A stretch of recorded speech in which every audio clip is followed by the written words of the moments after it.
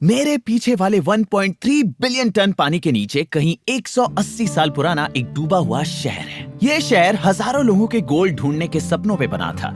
इसमें hotel, church, stage coach और यहाँ तक कि कब्रिस्तान भी थे। लेकिन ये सब 70 साल पहले गायब हो गया जब बढ़ता हुआ पानी पूरी घाटी को निगल गया। तो आज हम कुछ कटिंग एज टेक्नोलॉजी लेकर आए थे, क्योंकि मुझे लगा अगर हम शहर लोकेट कर लें तो शायद कोई बरीड ट्रेजर मिल जाए। लेकिन मुझे नहीं पता था कि उसी प्रोसेस में हम गलती से कुछ ऐसी डिस्कवरीज पे ठोकर खा बैठेंगे। वो क्या है? वो तो उससे कहीं ज्यादा कमाल के थे। Oh my gosh, I am the king of the world.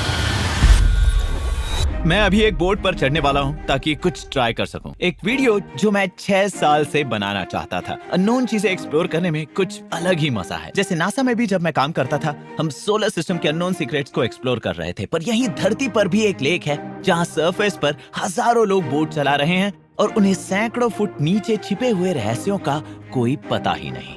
और खासकर इस लेक के बारे में मुझे लग रहा है यहाँ कुछ वाकई जूसी सीक्रेट्स छिपे हैं। और वजह यह है कि 1848 की एक ठंडी मार्च की सुबह विलियम सिडनी नाम का एक आदमी और उसके 2 यार अमेरिकन रिवर के पास हंटिंग कर रहे थे। लेकिन हिरन मिलने की बजाय उन्हें कुछ बहुत ज्यादा चमकदार मिला। कुछ ही हफ्ते पहले शुरू हुए कैलिफोर्निया गोल्ड रश के बाद ये अब तक का सबसे बड़ा सोने का ढेर था। उनकी डिस्कवरी की खबर फैली तो करीब 7000 लोग अमीर बनने की उम्मीद लेकर घाटी में आ बसे। और वाकई इससे कैलिफोर्निया का पहला मिलियनेयर सैमुअल ब्रेनन बन गया। पर उसने खुद गोल्ड निकालने की जगह गोल्ड खोजने वाले लोगों को पिकैक्स बेच दी। अभी सारे हाइप ने एक चहल पहल वाला टाउन बना दिया। 7 सलून, एक पोस्ट ऑफिस, यहाँ तक कि एक डांस हॉल भी। पर जब डेकेड्स की माइनिंग के बाद गोल्ड लगभग खत्म हो गया और खतरनाक फ्लड लगातार इस घाटी से सैक्रामेंटो तक चले आते रहे, यही एक डैम बना था फ्लड्स रोकने के लिए। इससे नई लेक बन गई और ये भूतिया टाइम कैप्सूल पानी के नीचे कहीं फंस गया। और मुझे स्कूबीडू वाली मिस्ट्री और कटिंग एज टेक से ज्यादा कुछ पसंद नहीं, तो मैं लेक की तरफ गया ये देखने कि पानी के नीचे क्या क्या सीक्रेट्स मिलते हैं। और लग देखो, ट्रिप से कुछ दिन पहले मैंने देखा कि शोर के पास $250 मिलियन वाली एक वेक बोर्ड बोट डूब रही थी। बोट चली गई डूड। तो मैंने सोचा ये जगह एकदम परफेक्ट है शुरुआत करने के लिए और साथ में हमारे अंडर वाटर स्कैनिंग सेंसर्स को कैलिब्रेट करने के लिए।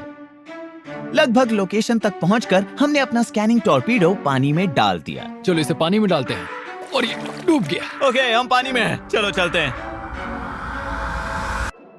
और कुछ नहीं हुआ। मुझे ट्रांसमिट ऑन नहीं दिख रहा। इंजीनियर्स की टीम को सबसे ज्यादा वही पसंद है, ऐसी प्रॉब्लम जो फिक्स करनी पड़े। हम वो कनेक्शंस चेक नहीं कर सकते? एंटीना बॉक्स से जुड़े हुए हैं, है ना? और इसका क्या? तो अगले 30 मिनट तक जबरदस्त ट्रबल शूटिंग करने के बाद कौन सा कनेक्शन मिसिंग है? हमारे पास सब कुछ होना चाहिए। हमने बस उस डम चीज को ऑफ करके फिर ऑन किया। ओह, अरे रुको, अब रिस्पॉन्स आ रहा है। और फिर ऑफ कोर्स हमें पहला हिट मिल गया, सिग्नल मिल गया। क्योंकि हमें पहले से ही बोट की अप्रोक्सीमेट लोकेशन पता चल गई थी। बस कुछ ही मिनट्स की स्कैनिंग के बाद Guys, हमने जैकपॉट मार लिया। यहाँ कुछ मिला। कुछ मिला हमें? शायद वो बोट है। क्या ये वही स्की बोट हो सकती है? हो सकता है। वो बड़ा शैडो देखो। ओह बेबी, ये वही बोट हो सकती है। शायद हमें वो मिल गई। वैसे ये टॉड है और उनके पास सिर्फ जियो हाइड्रोलॉजी में डॉक्टरेट ही नहीं है, ये उनका स्कैनिंग टॉर्पीडो भी है। और इसके काम करने की टेक्निक कुछ वैसी ही है जैसे क्लिफ पर खड़े होकर चिल्लाओ और अपने एको का वेट करो। अगर एको बाउंस बैक होकर जल्दी वापस सुनाई दे तो समझ जाओ सामने वाला कैनियन पास है, और अगर ज्यादा टाइम लगे तो मतलब वो दूर है। वेल, टॉर्पीडो बस पानी में ट्रैवल करते हुए हर सेकंड कई बार एको चिल्ला रहा है, लेकिन उसके कान बहुत सेंसिटिव हैं, तो वो एग्जैक्टली टाइम मेजर कर सकता है कि एको वापस आने में कितना टाइम लगा, और उसी से वो पानी के नीचे सब कुछ का मैप बना लेता है,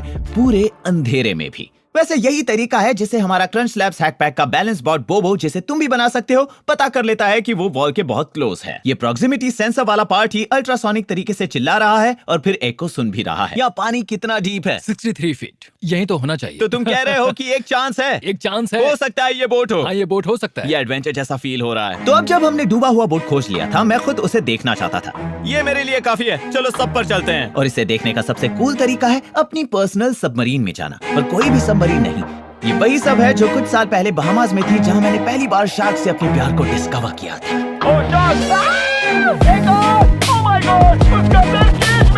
मेरी बस यही उम्मीद थी कि इस बार शार्क्स कम हो। चलो नीचे आ जाओ। इस लेक में शार्क नहीं है ना? मेरी जानकारी में तो नहीं। चलो बोट खोजते हैं। ऑक्सीजन सही है, हैच स्विच ठीक है। चलो शुरू करते हैं। यहाँ बहुत ज्यादा गर्मी है। इतनी गर्मी के लिए सॉरी। तुम्हें लगा बाहर गर्मी है, मेरी सोना का मजा लो। क्या हम एसी ऑन कर सकते हैं? ये ऑन है।